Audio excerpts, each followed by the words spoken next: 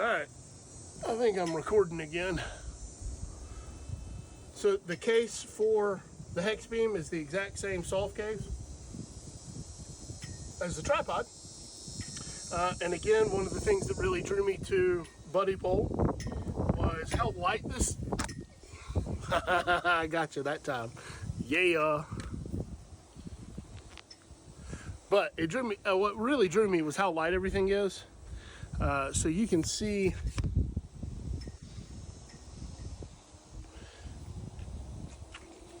one hand, realistically it could be less, but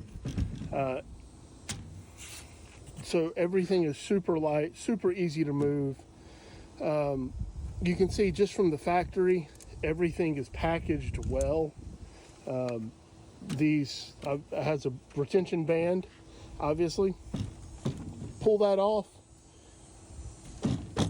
separate it a little bit, pop out each leg, and here's the color coding that I was telling you about. You can see on the end is reds, and the next one that I can see is yellow, and down there I think that's green, gray, here's black, and there's blue down there, but everything has a corresponding cable. So all of your cable management is color coded, and all of your lugs, if you look in there, to actually screw in your wire for your reflectors and directors, they're all color coded. So it makes it as easy as a hex beam can be, and that is a huge reason for why I picked this. The other one is that it's made in the USA, and the other one is I love doing long POTA operations, and having a mast that will rotate and withstand a wind load, it's amazing. If you hadn't seen Ham Radio Crash Course from a couple years ago where he went down and assisted an Aries team with a marathon, he brought his BuddiPole down and he had his hex beam, the BuddiHEX, and he also had the 7-meter mast, and the wind was coming off the beach and it was probably blowing 20 miles an hour all day, and the only thing he did different was he didn't use the included stakes for the guy wires. He actually bought some auger stakes that he drilled into the ground, but the mast held strong in 20 to 25 winds for a 24-hour period, and it was absolutely amazing. So I can't wait. It's going to be awesome. So just stick with me as I'm going to set it up for the first time. All right, guys. I've got the BuddiPole hex beam base up, and now all we have to do is these are the spreader arms for it. One end has this little cap right here. That goes out, as you can see. And then everything slides together like a tent pole.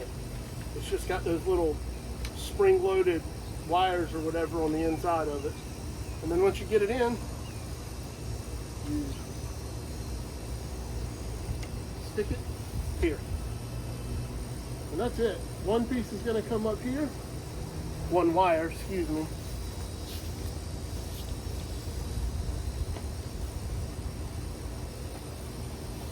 It's got a tension wire that comes up like this.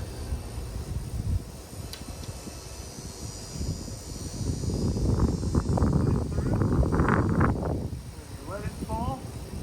Boom. You can see, maybe not on this one, but when I do another one, you'll be able to see the arch and the angle of these spreader arms.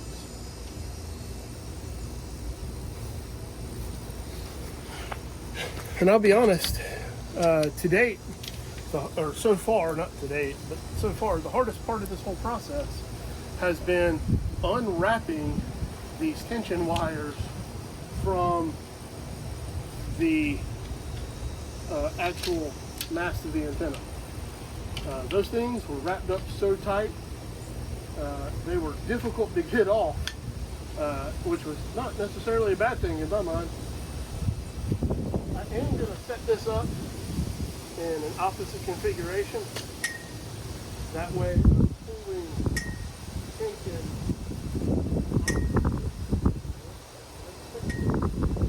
I'm pulling my tension on the actual mast of the antenna, it's opposing itself. And I don't know if this matters or not, but to me it just makes sense anyway. So again, I'm sticking one of those folding lugs through the hole, making sure it's folded over, and boom, there it is.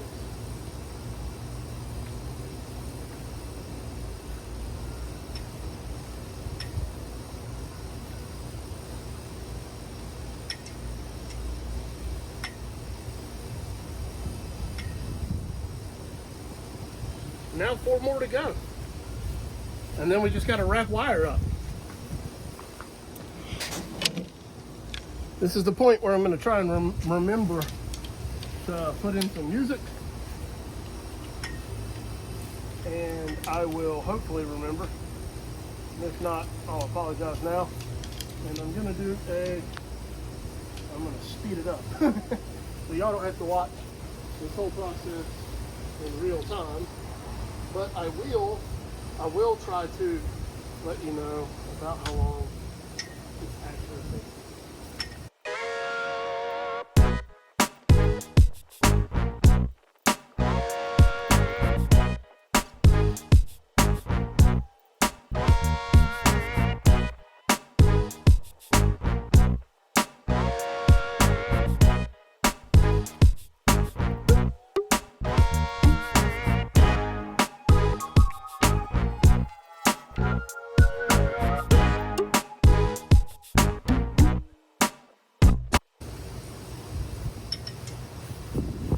Okay, so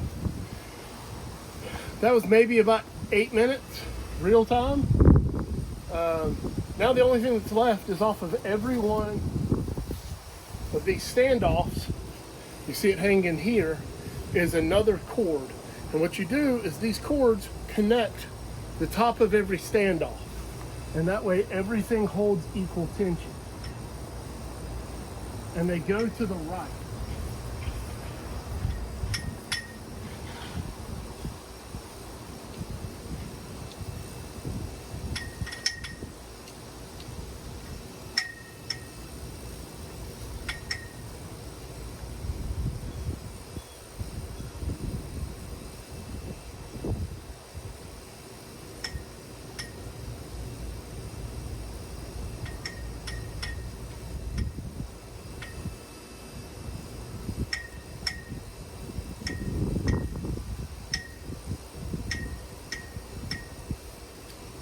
Guys, I'm 5'11", and so far I'm 5'11", and I was in a hole. That last 2 I just did, it's a little hole in my side yard. It's about 1 foot lower than over here near to the camera, and I still didn't have any problem.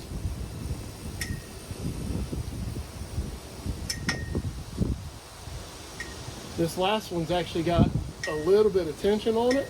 And again, it's pulling tension all the way back around the entire system from right here, this wire that goes back to itself. So that's it, that's the setup. The only thing I didn't show you is your hookup. So we're gonna make this the driven side right here. And right there is a BNC connector that hooks over these lugs, and then this is 20 meters. Oopsie, sorry. This is 20 meters, so it goes over the top lug, which is 20 meters, and then my coax will just come all the way back down. And then I'm just gonna get a little loop maybe and loop it around here, and that way my coax doesn't get hemmed up. So now the only thing I have to do is start with, I'm going to start with 6 meters, maybe, and then 10. And again, these are color coordinated, so you can see these are black lugs. That means when I hook on a black wire here, I'm going to run it up to this black clip. And these clips do need to be pointing down. And it's going to go from that one to that one there, there, there, there, and then back to there. And that's it. And then this open V that I'm going to create has a tension wire that will actually go from the 10 meter lug to the 10 meter lug on the director side, on the driven side, not the director side, but this will be the driven side. And that's a tension lug that'll help hold everything together. So I'm going to unwrap one in real time. I'll unwrap the 6 meter one. And then once I get 6 meters unwrapped, I will then probably pause the video and do a few more. I don't know how many more I'm going to do, but I'll do a few more. And that way I can just test everything and we'll see what I get. And then I'll grab some coax and we'll be off to the races. So 6 meters is black, 10 meters is gray. I have gray and black on the same spindle. And I'm probably gonna go a little OCD and I'm gonna get a label and I'll put a little label here. And that way I can remember, because the spindles are different sizes. I like the fact that cable wraps are included with these.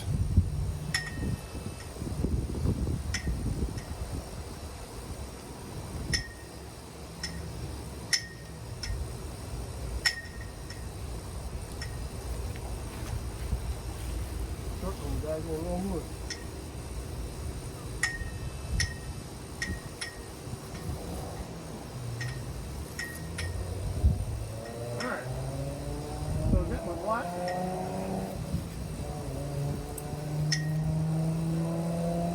My black cable will go to my black lug. And again, this is 6 meters, and I doubt 6 meters is even open, but I'm really just doing this because it's the shortest wire and I can show you what it looks like. I hooked it over, and now I'll take this wire and I'll flip it in here.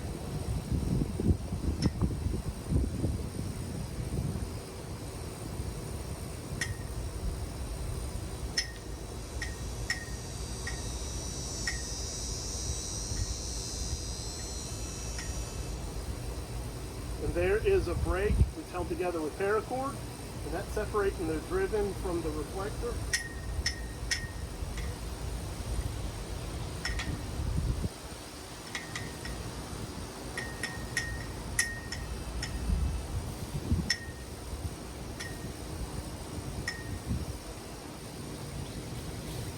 Every one of these cables so far, the guy wires, the antenna wire, each one of these elements, not antenna wires, but each one of these elements, they've all been figure 8 wrapped around these spools, and the spools themselves actually say figure 8 wrap. So I can assume that means you're supposed to figure 8.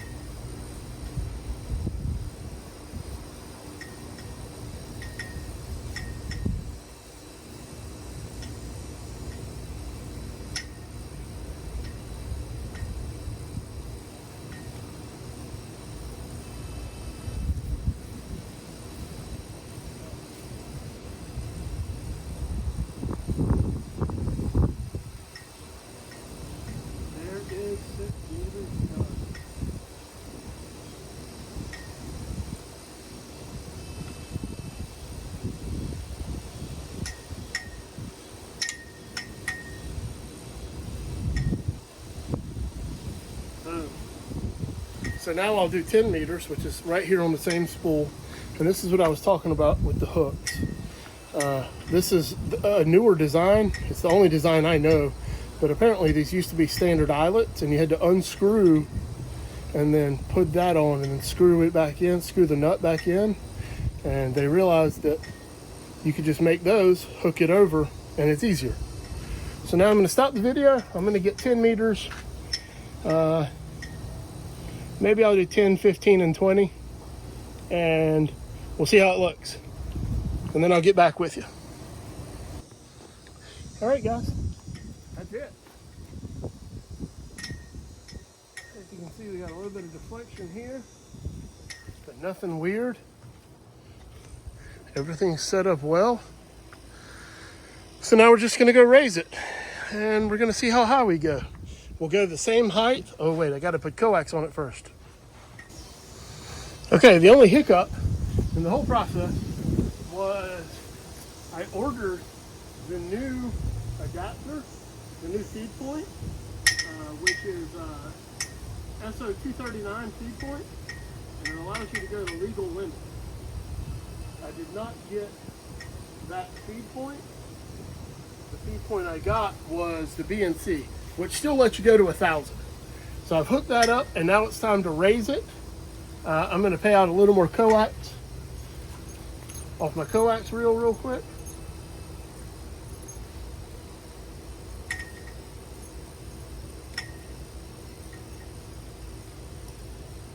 And by a little more, I guess I'm just going to unwrap all of it, because, you know, why not?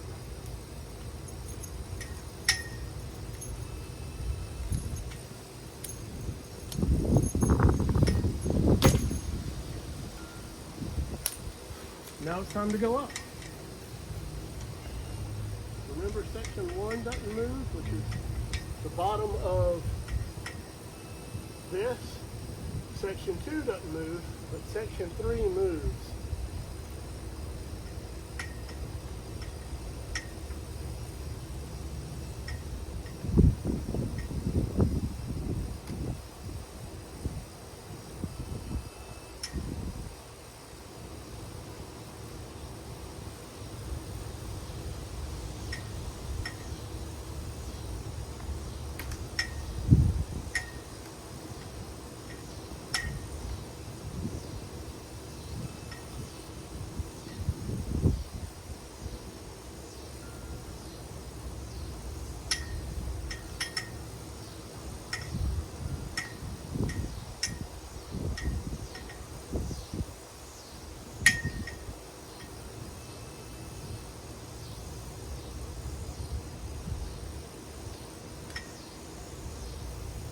I forgot to tell y'all, when I set it up to get it a little bit lower, I loosened the mast up on the tripod.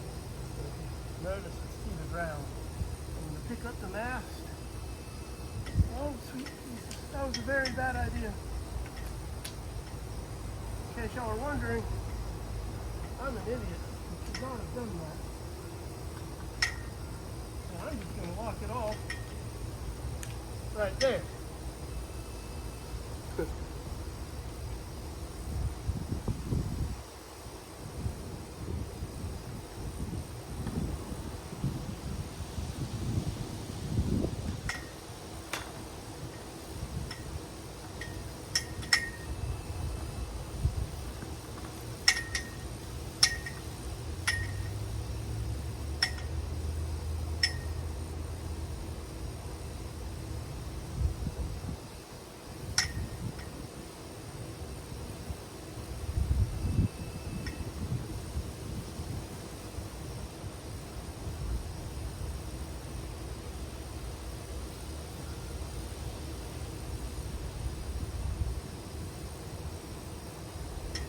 Reduced it by about 6 inches in height. Sweet Jesus.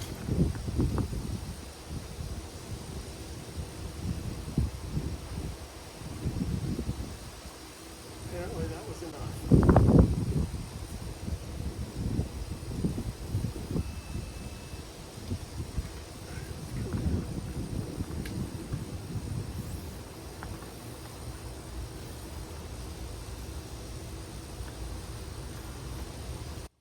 Well, guys, what you just saw was a critical error. I did not have my guy lines tight enough, and this was a horrible day for me to set this thing up the first time.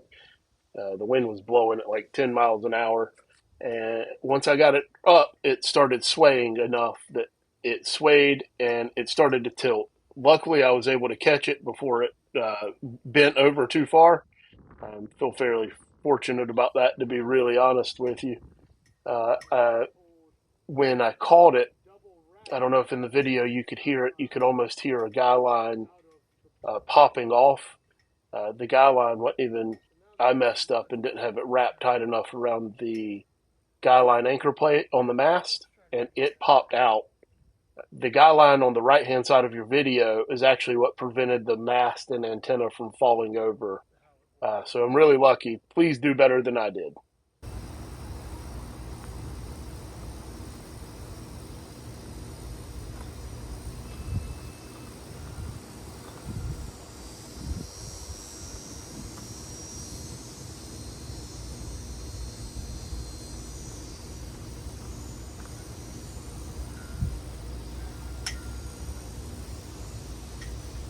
There we go.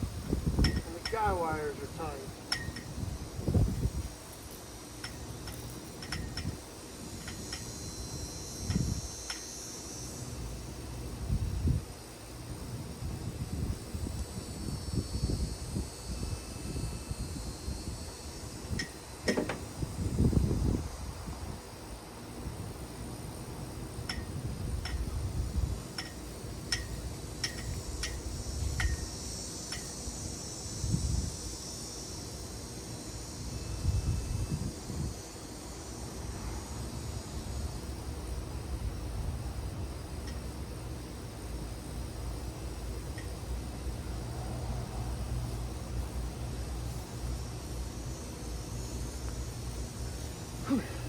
Alright, so that's it. So now we can get on the air. I'm going to leave that in because everybody should see how big of an idiot I am.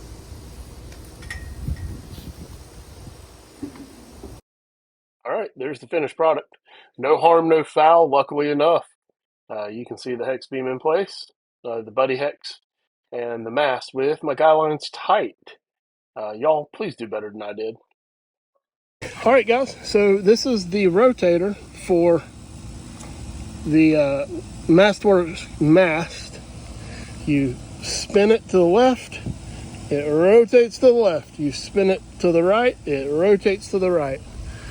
Remember, the open section right there is where we're driving from. You can see it shifting, and I know my house, and I know that that is pointing due east, and I'm a mile away from the ocean. So, or due west, excuse me. So for me, due west will get me most of the country going that way. All right, guys, here's 6 meters. K3EE, testing, testing, testing, K3EE. I would say that's pretty resonant, guys.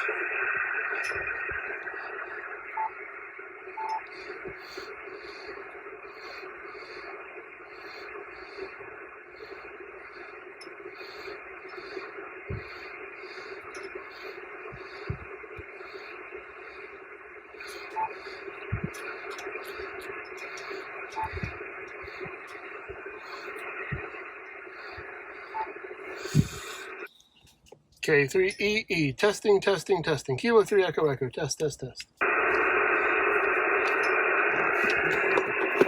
That's pretty wild. So I've got 6 meters, 10 meters.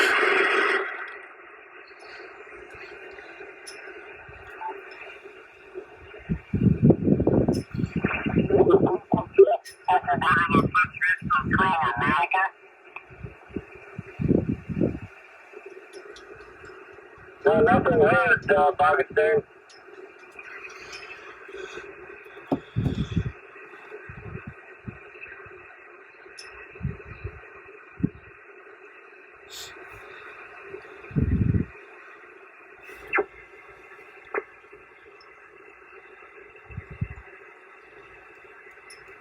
Kilo 3 Echo Echo, testing a new antenna, Kilo 3 Echo Echo.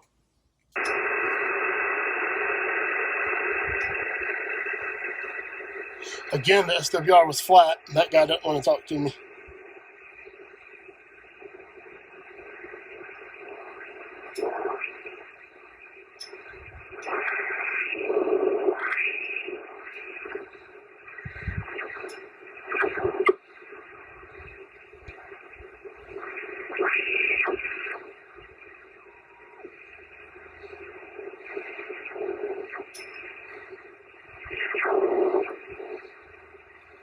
Well, I also have up 15.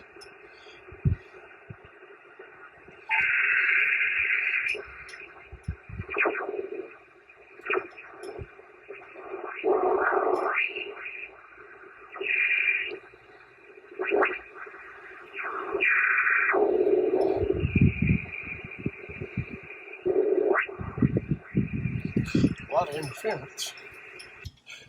Kilo 3 Echo Echo, testing, testing, testing. K3EE, test, test, test. Completely resonant again. Holy crap. And I put up the 20. Sorry about that, I was doing digital earlier.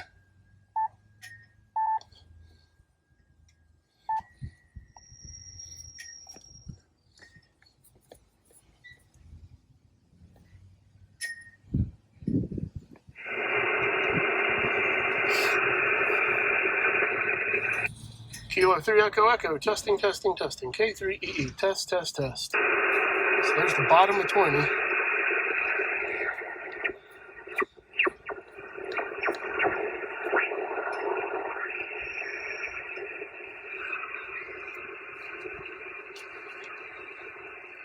Kilo 3 Echo Echo, testing, testing, testing.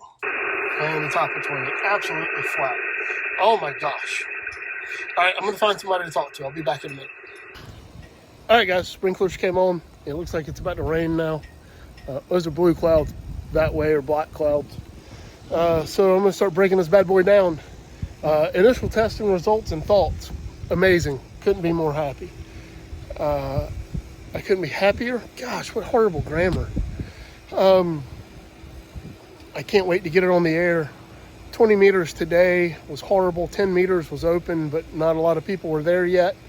And as you saw from the video, it was completely resonant on every band I hooked up. Super stoked. I can't wait to make all that happen again, set it up and operate for hours, because the added benefit of that daggone hex beam is going to be amazing. I'm going to break it down. I'm going to do that off camera. No need to make you watch me undo what you watch me do. That's it. Again, I'm Justin, K3EE. This is Blackbeard's Radio. Please like and subscribe. Remember, at 1,000 subscribers, I'm going to do a giveaway, and I'm going to give away a mini G5RV that is 40 through 10. It's made by MFJ. I'll mail it anywhere in the continental United States. All you got to do is like, subscribe, and then like my Instagram account, Blackbeard's Radio. Thank you. Hope y'all have a great day.